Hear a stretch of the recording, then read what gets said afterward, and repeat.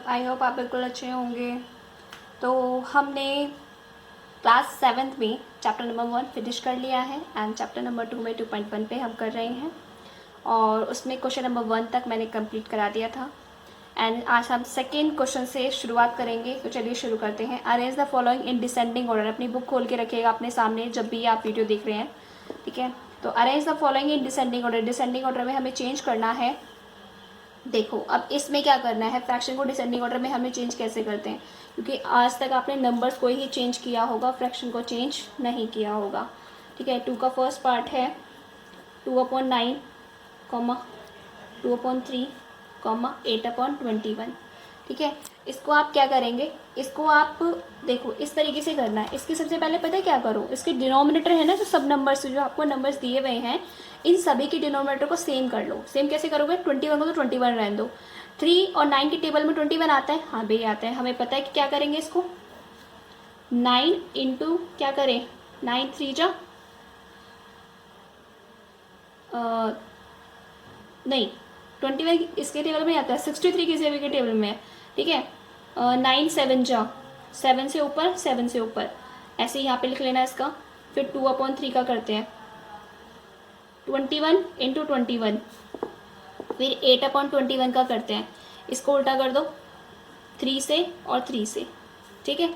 मैंने क्या किया, डिनोमिनेटर को चेंज करने के लिए इस तरीके से किया। आपको टेबल थोड़ी सी याद होनी चाहिए कि दोनों का क्या हो जाएगा। अगर नहीं ऐसे भी नहीं आता तो क्या करो, 9 3 और 21 का एलसीएम ले लेना तब भी, लेकिन वो भी आपके लिए टफ पड़ जाएगा। भाई तुम्हारी इतनी छोटी क्लास है, ठीक है, ऐसा नहीं है, लेकिन आपके अंदर समझ, जो अच्छे से पढ़ता है ना उसके लिए अंदर समझ होती है कि किस तरीके से करना है। तो सोचो किस तरीके से कर सकते हैं। अगर टेबल्स आपको याद है तो सिंपली आपको पता चल जाएगा कि जो उसका हमें क्या करना है, डिनोमिनेटर को सेम करना है। तो किस तरीके से करना, 9 7 जा 63, 63 आ गया, और 7 2 जा 14। यहाँ पे क्या हुआ, 9 7 जा 63, 21 2 जा 42,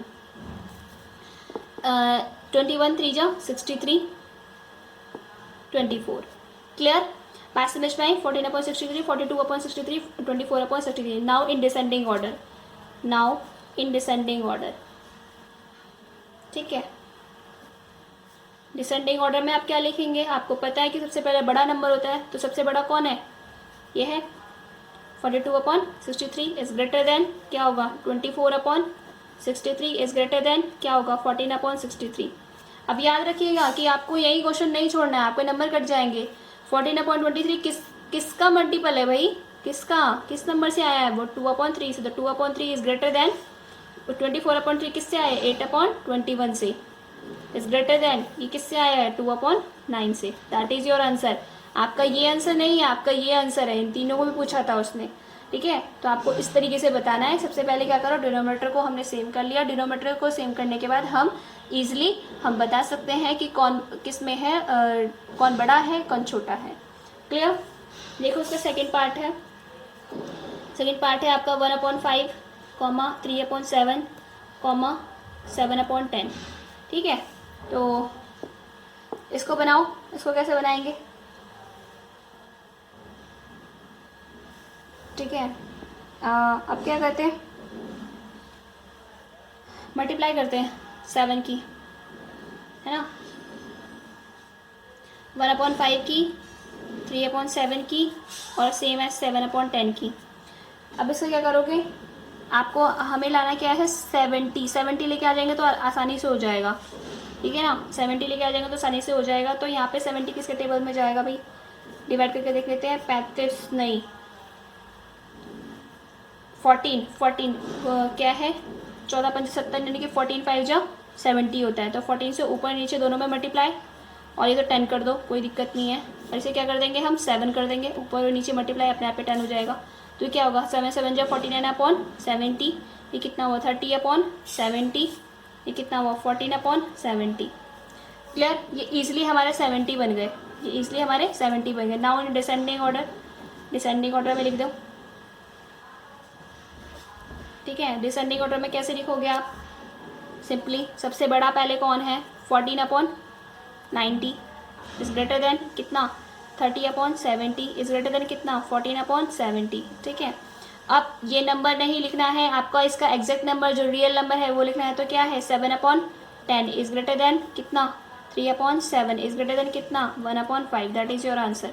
क्लियर? आई होप यहाँ तक में कोई प्रॉब्लम नहीं होगी। अगर कुछ प्रॉब्लम हो रही है तो वीडियो पॉज करके तब देखना कि हाँ मेरे को क्या चीज़ समझ में नहीं आ रहा है, नहीं आ रहा, और अब फिर भी नहीं आ रहा तो कमेंट बॉक्स में लिख देना, ठीक है, मैं बता दूँगी आपको। नेक्स्ट देखो, मैजिक स्क्वायर बनाना है भाई। In a magic square the sum of the numbers in each row, first chapter में हमने मैजिक स्क्वायर बनाया था। In a magic square the number of numbers in each row in each column and along its diagonal is the same.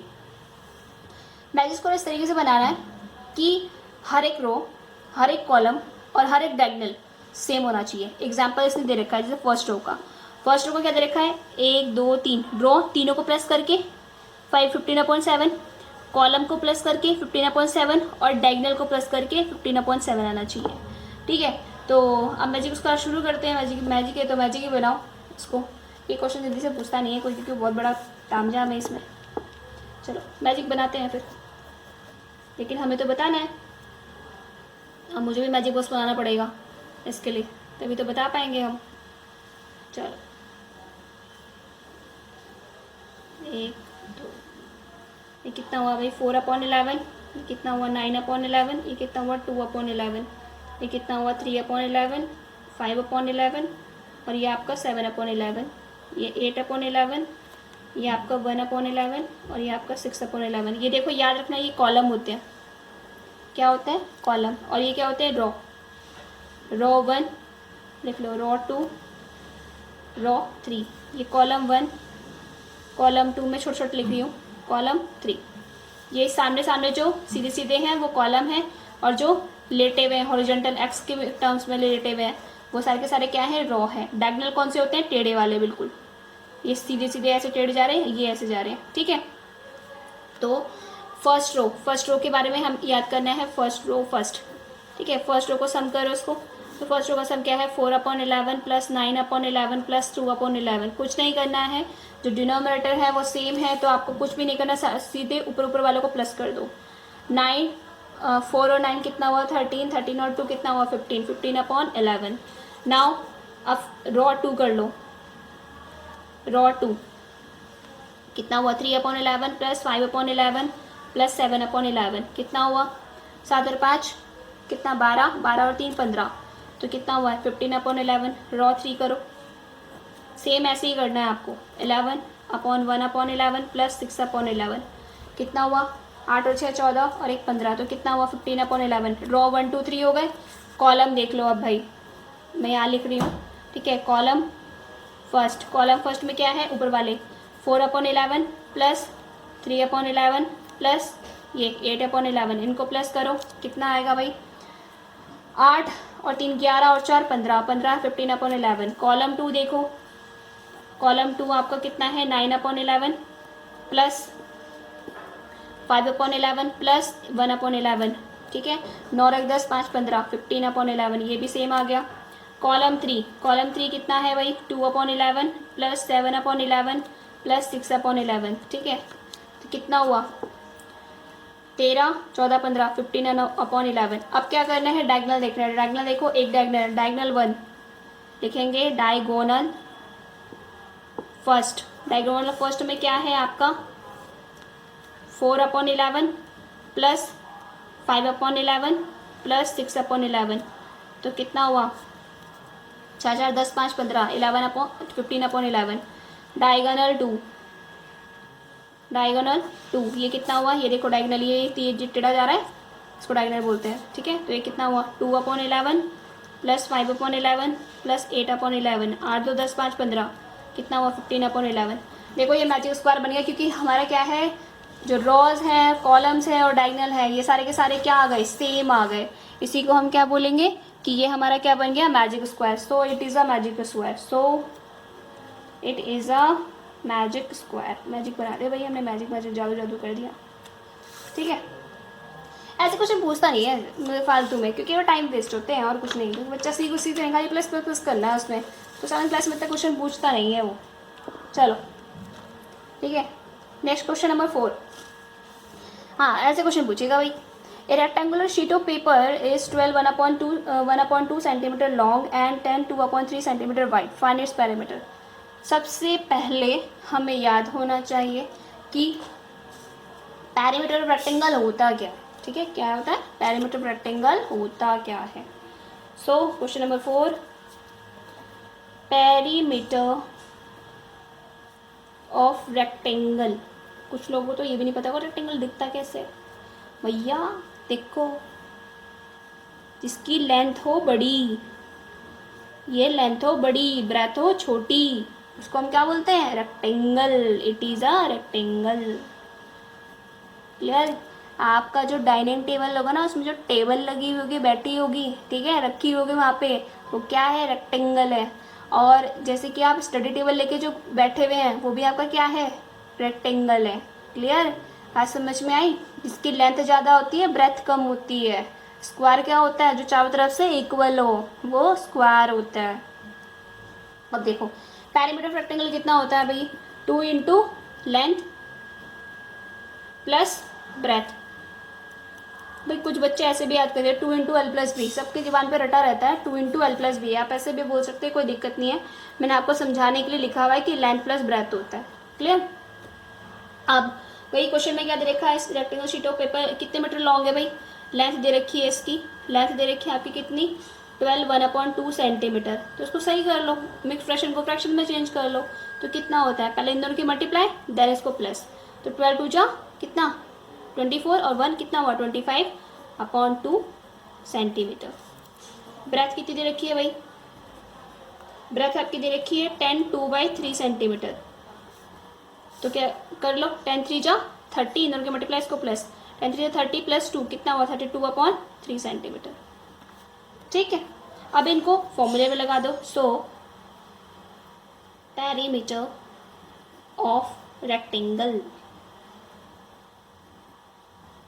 Rectangular sheet लिख लो जो उसने पूछा है। Perimeter of rectangular sheet यानी 2 इंटू एल प्लस बी। अब put कर दो यहाँ पे, एल की वैल्यू कितनी है भाई 25/2 प्लस बी की वैल्यू कितनी है भाई 32/3। ठीक है, बात समझ में आई। अब देखो, आज सबसे पहले हमें ब्रैकेट सॉल्व करना है। ब्रैकेट सॉल्व करना है तो 2 को भी भूल जाओ। अब ब्रैकेट सॉल्व करना है तो मुझे क्या पता है कि जो दोनों का डिनोमिनेटर वो तो सेम है नहीं। सबसे पहले क्या करना पड़ेगा, डिनोमिनेटर को हमें क्या करना पड़ेगा, सेम बनाना पड़ेगा। तो सिंपल, इसकी कुछ नहीं करना, इनका डिनोमिनेटर सेम बनाने का। देखो 2 इंटू 3 है ना, इनके डिनोमिनेटर को सेम बनाने के लिए इसकी मल्टीप्लाई कर दो 3 से, ऊपर नीचे दोनों जगह, प्लस इसकी मल्टीप्लाई कर दो किससे, 3 2 जा 6 और ये 2 3 जा 6, अपने आप ही सेम हो जाएंगे। अब देखो कैसे लिखो, ये सबसे इजी तरीका बता रही हूँ मैं। एक और तरीका है एलसीएम मेथड का, वो बच्चों को काफ़ी टफ पड़ जाता है, वो समझ ही नहीं पाता कि क्या हो रहा है। तो आप इजी से तरीका सीखो। फिर 25 3 जा 75 75 और 6 प्लस ये कितना हुआ 64 यानी कि 64/6। अब दोनों के डिनोमीटर सेम हो गए, अब तो प्लस हो सकते हैं भाई, सिंपल प्लस कर दो। कितना होगा 75 प्लस 64। मैं आपको एक स्टेप करके दिखा रही हूँ ताकि आपके स्टेपिंग मार्क्स ना कटे। अब इन दोनों को प्लस कर दो, 5 4 9 और 7 6 13/6। तो कितना आया भाई 2 इंटू 139/6। अब सिंपली 2 से 3 के 6 कट जाएगा, 2 1 जा 2 2 3 जा 6। तो कितना आ गया आपका 139/3। अब ये कट तो रहा नहीं है, ठीक है, पूरा पूरा तो नहीं जा रहा है, तो मिक्स फ्रैक्शन में चेंज कर दो। फिर ये सेंटीमीटर आ गया क्योंकि पेरीमीटर सेंटीमीटर रहेगा, तो इसको मिक्स फ्रैक्शन में चेंज कर दो। देखो मैं चाहूँ तो ऐसे भी चेंज कर सकती हूँ, लेकिन आपको बता रही हूँ मैं। 6 3 4 जा 12, क्या बचा वहाँ पे 1, 3 6 जा कितना 18, कैरी 1, तो इसको क्या लिखेंगे 46 1/3। जो आपका क्वेश्चन होता है वो यहाँ, जो रिमाइंडर होता है वो ऊपर, और जिसे डिविडेंड जिसको हम डिवाइड करते हैं वो नीचे, सेंटीमीटर आंसर। क्लियर। तो पेरीमीटर ऑफ रेक्टेंगुलर शीट कितना हुआ 46 1/3 सेंटीमीटर। बात समझ में आई। क्वेश्चन नंबर 4 तक कोई प्रॉब्लम, आई होप यहाँ तक कोई प्रॉब्लम नहीं हुई होगी।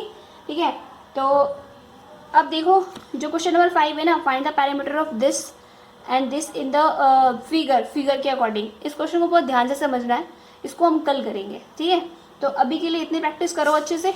छोटा छोटा काम दे रही हो, छोटा छोटा तरीके से करो। ठीक है, जो छोटा छोटा करोगे ना तो आपको अच्छे से सीख पाओगे, कोई प्रॉब्लम नहीं होगी। ठीक है, अभी के लिए इतना ही। अगर वीडियो पसंद आए तो लाइक कमेंट शेयर करना ना भूलें, और दूसरी बात कि चैनल को सब्सक्राइब कर लें भाई, ठीक है, ताकि नोटिफिकेशन आपको जरूर हो जाए। Thank you for watching.